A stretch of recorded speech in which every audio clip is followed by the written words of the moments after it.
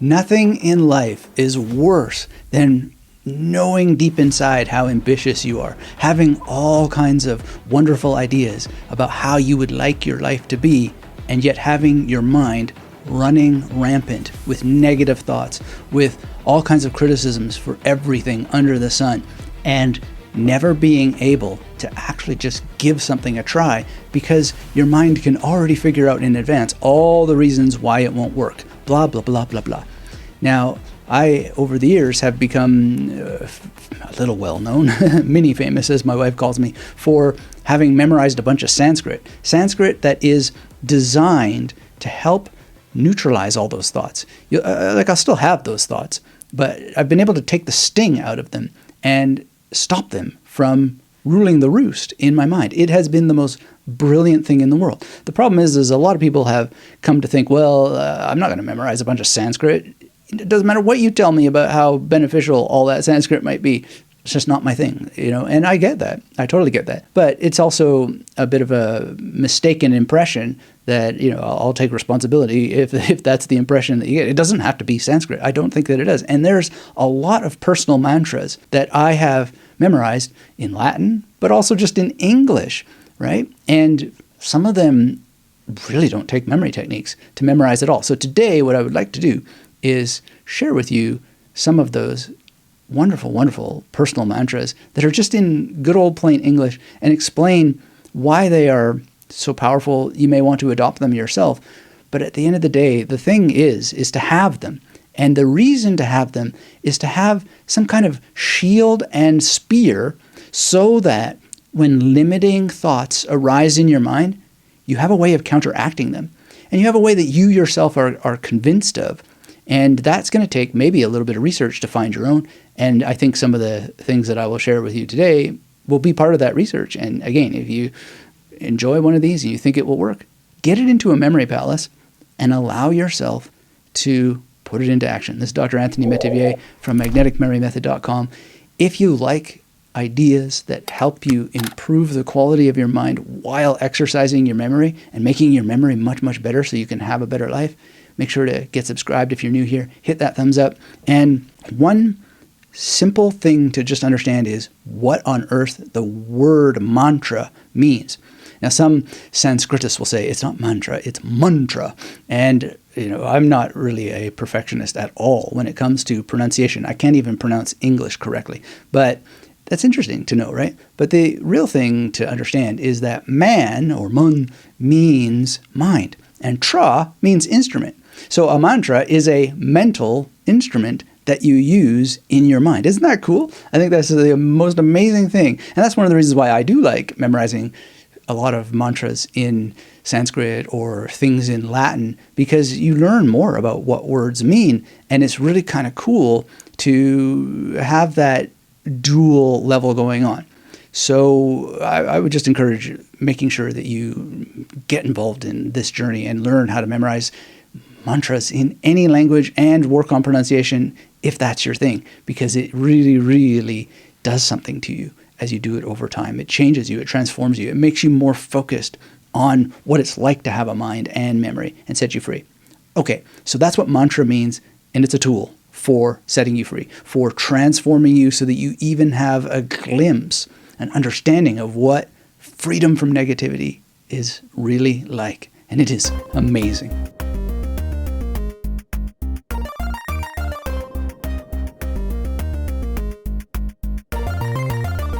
Now, the first personal mantra that has helped me so much over the years is, it's just a game.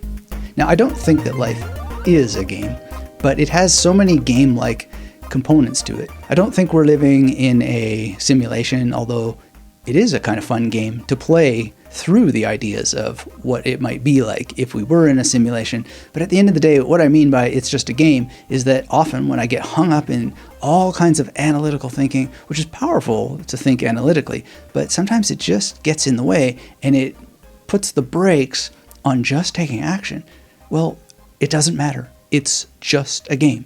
This is a really, really helpful mantra to be able to repeat and to stop objections in their tracks, because so many people really they're not playing the game of life, so to speak, as if it were a game. And this can be so freeing if you're able to just keep reminding yourself that there is a game-like characteristic to it. And I'll give you a more concrete example of when this was very, very useful for me. When I was doing my PhD, I remember my Dr. Fotter, the dissertation supervisor, telling me, oh, the whole world has changed. It's going to be very unlikely that you'll be able to get a job and all this kind of stuff.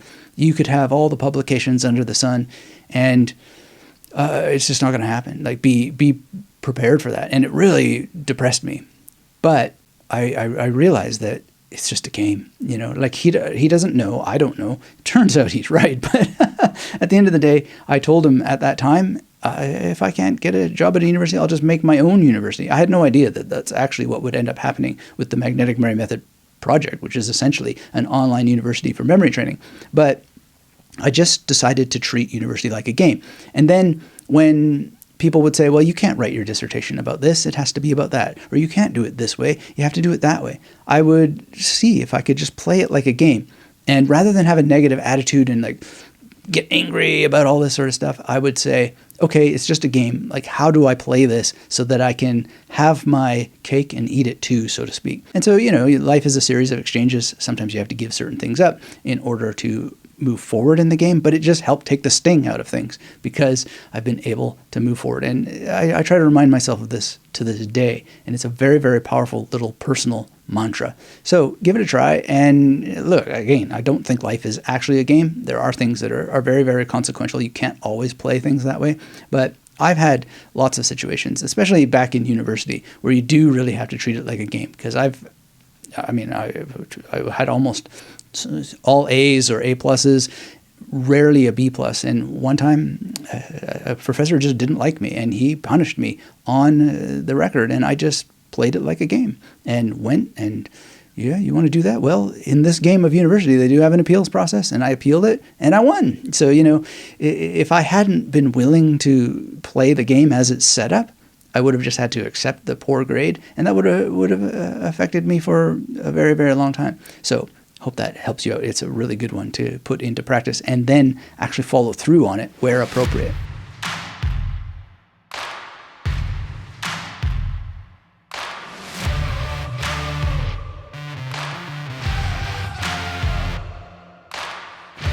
The next little personal mantra is quite related, and it is this: it's only numbers. So I don't know, this may or may not relate to you, but as a YouTuber, I'm always constantly seeing these metrics. And then people say, oh, your channel should be more popular and blah, blah, blah, blah, blah. And I always just remind myself of this. And by the way, thank you for that. I don't mean to dismiss it by saying blah, blah, blah, blah, blah. It's quite a nice compliment and so forth. But at the end of the day, I don't want to make videos for metrics. For, oh, this got this many thumbs up, or this got this many subscribers, or this got, by the way, subscribe if you're not subscribed, hit that thumbs up, blah, blah, blah, like all that stuff. I do that stuff. For years, I didn't do it, and I had a negative attitude about it. But obviously, starting to do it grew this channel, and it's led to so many mental adventures. But also, I need to be healthy about it, because it is only numbers, right? It's real people who are clicking these things, and yet, at the same time, it's not always real people. There's all kinds of bots out there. I had a situation where I had to fire a video editor, and I'm out of video editor right now because he edited a video, and my video on memory wheels, normally this would have just been an average amount of views that this channel normally gets and so forth. But somehow it's like over 80,000 views and over 1,000 subscribers. And I was thinking, this doesn't make any sense. And it turns out this guy just bought traffic because he wanted me to think he was an amazing video editor. And it's edited okay. It's edited better than I edit my own videos, but instantly dismissed because you don't do that, like that's ridiculous. And it doesn't make me feel particularly good, but it's only numbers, right? Numbers on a screen. And this has really, really helped me because I see all kinds of videos that I put out there just totally, quote unquote, sink in the algos, right? But I don't make them for robots. I make them for people. And I heard Jack Conte, I think his name is, who started Patreon. He was talking at a recent event, and he was saying, like, the follower has been crushed by the ways that algorithms are just showing you stuff that is designed to hold your attention. So education is is in a serious rut because of numbers on a screen. So anyway, in order to deal with the frustrations that come from a deep sadness, and I was, Jack Conte was saying, I don't want to turn this presentation I'm making into an advertisement for Patreon, but here's what we're doing to try to combat this problem. And I take him at his word. I mean, there's all kinds of problems with all kinds of platforms and so forth, and everybody's got dirt on their knees. But we are in a situation where we're so focused on vanity metrics, a lot of which are produced by bots. They're not real, right? So if you're in any kind of world, whatever it's in your retirement account or whatever's driving you nuts, numbers on a screen. And if you can let that go and have a laugh at it, even if it's just a temporary moment of release, if you can keep repeating it, those moments of relief and release will grow and grow and grow. And so it's one of my favorite personal mantras. And it may be just one that works temporarily before the frustration creeps in again. But I really, really, really love this one. And it is one of my favorites. Numbers on a screen. It's only numbers.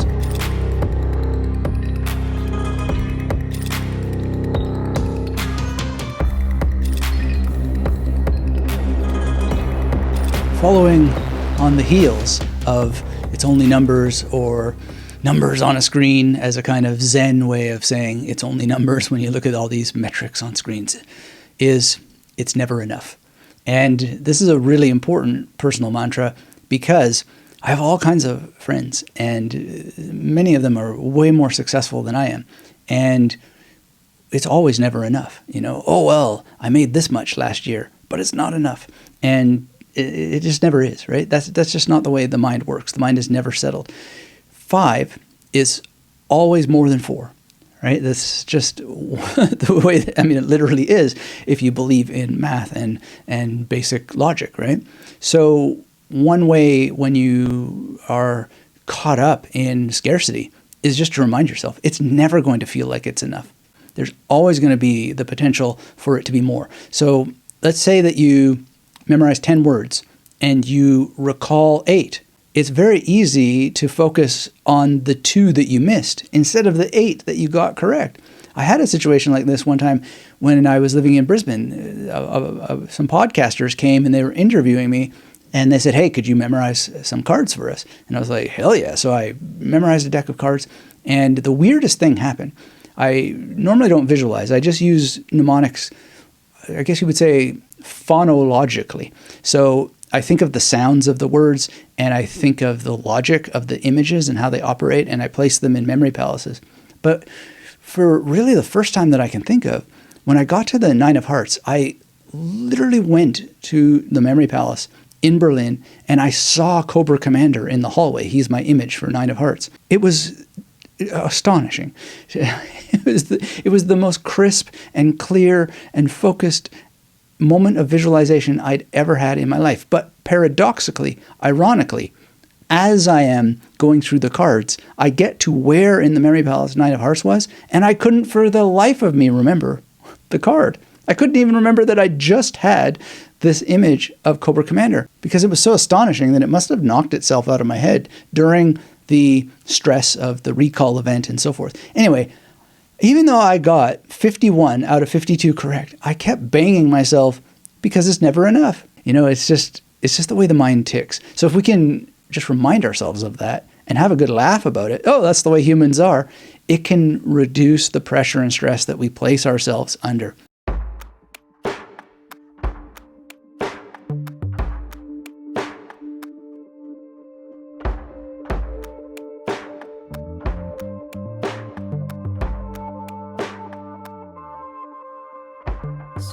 Another mantra that's really, really been powerful, it's more like a reminder to treat things in a particular way, which is to let go of the outcome. In Sanskrit, in a piece called Upadesa Sharam, it says, Kriti Mahodado Patana Karanam Phalamashashvatam Gati Nirodhakam. Basically, what that's saying is that all action comes from the great chaotic ocean of activity, and all action will return to that same ocean. So the fruits, which is, I think, phalam, the fruits are not coming from you. They're flowing out of you from a process that has compelled you to act And it's just going to return to the source, so to speak. And that source is always changing, of course. That's why the image of the ocean is there. So just let go of the outcome. Like, why even bother getting your knickers in a twist about how things are going to work out when it's not even clear that it's you that is the origin of the activity that you're taking? I know that sounds like a little bit of a, what do you mean it's not me that's the origin of the activity that I'm taking? I started to write the book. It must be me. But when I write books, I'm more and more aware, the more that I practice, that these words, they're the language. I didn't invent English. I didn't invent the alphabet. It's just flowing through me. And then I get these ideas all of a sudden. I wrote a new book recently, drafted, better said, and I've had it back from the developmental editor. And I told the editor when I was working on it, I was like, man, that only took me 6 days. And she's like, you really have to make sure you go and get a real publisher for this. Normally I tell people to self-publish, but this one, please. And she said, I'll leave it at that. And I'm just like, I can't possibly go to a traditional publisher, blah, blah, blah, blah, blah. But then I thought, well, maybe I'll take her advice and try to get it published by a real publisher. And then I thought, that's just going to create all this suffering. But it won't if I just let go of the outcome. If I follow her advice, actually submit it to a few publishers, I'll never know otherwise, right? It's the Gretzky thing where you miss 100% of the shots you don't take. But one of the reasons why that we never take shots is because we've already decided in advance what the outcome is going to be. But we don't know. So if you're willing to actually take that shot and just let go of the outcome, well, then I think you can have the best of both worlds. Anyway, it's a great Sanskrit phrase to memorize in Sanskrit. And if you would like to be able to memorize some of these mantras in any language, but dive into the memorization of them in the original language, whether it's one of the biblical languages or it's Sanskrit or it's Mandarin or classical Chinese or whatever it is that you would like to be able to memorize some of these ancient mantras in, make sure that you are part of Victorious Mind Live, where we're going to dive deep into what's involved in memorizing something like Kriti Mahodado Patanakaranam Phalamashashvatam Gati Nirodhakam. I don't think you're supposed to roll your R's there. I just throw that in because it's so much fun. And then I know that maybe there's a Sanskritist who will say, you don't roll your R's there. And I'll say, well, I let go of the outcome and just let it happen because it's fun. It feels good. Anyway, if you want to be part of this, go to magneticmarymethod.com/VML for Victorious Mind Live.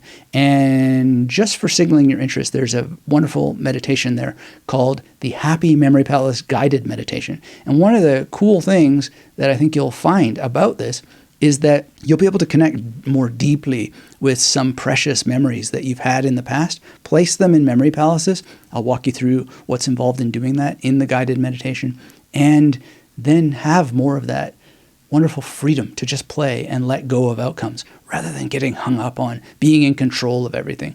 Because maybe you are, maybe you aren't. But at the end of the day, if you're not taking all those shots that are there simply because you're worried about failure, that's not the joy of life that could fulfill you so much if you were just constantly taking action without worrying too much about what's going to happen on the other end. It comes from the ocean of chaos, and that's where it's going to return. Ashes to ashes, dust to dust.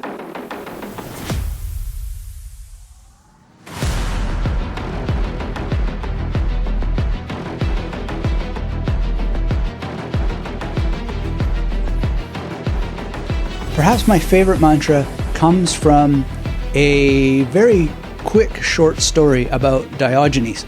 Now, Diogenes was an amazing philosopher, and one of the things that he's quite famous for is going around Athens in the middle of the day with a lamp, and he's putting the lamp in people's faces, and they're like, Diogenes, what are you doing? And he says, I'm looking for an honest man. And I wonder the extent to which he ever took the lamp to look into a mirror. I don't know. But in any case, that's not my favorite story about Diogenes. My favorite story is when Alexander the Great comes across Diogenes in Athens, and he says, oh my God, Diogenes, you're my favorite philosopher. This is amazing. You know what? You're so cool that me, Alexander the Great, I'm going to give you whatever it is your heart desires. You pick it, I'll make it yours. And Diogenes looks up at Alexander the Great and he says, get out of my sun. I love that so much that it's become one of my favorite mantras. So whether it's numbers on a screen or, it's never enough or any of these situations where I have fallen into a negative pattern, I try to use this uber mantra, this ultra big, amazing mantra. Get out of my sun. This is a distraction. Diogenes is just chilling out. He doesn't need a gift from Alexander the Great. He just needs to be doing what he's doing. Relaxing, chilling out, being Diogenes. He's so happy and content and comfortable. Or, I don't know, maybe he was happy to be discontent. I have no idea what's going on. But the principle there is that nothing can be added to that present moment, and nothing can be taken away except for casting a shadow between himself and the sun. Now, there's a little bit more nuance to this, because in the ancient Greek world, the sun was a metaphor for truth. If you've ever read the Republic and know the allegory of the cave in Plato, the whole idea is that if you wake up one day and you find out that you're a slave in a cave, and what you think of as reality is really just shadowy puppet images on a wall, because you're chained to a wall and you're facing another wall and you're watching these puppets play out because there's these jailers behind you with a fire, and they're just doing this and casting shadows onto the wall, and that's what you think is reality. Well, if you can escape those chains, walk past the fire, walk past the guards that are imprisoning you, and go up through a passageway, you'll see the real light. Not the light of the fire that's casting shadow puppets on the wall, but the actual sun.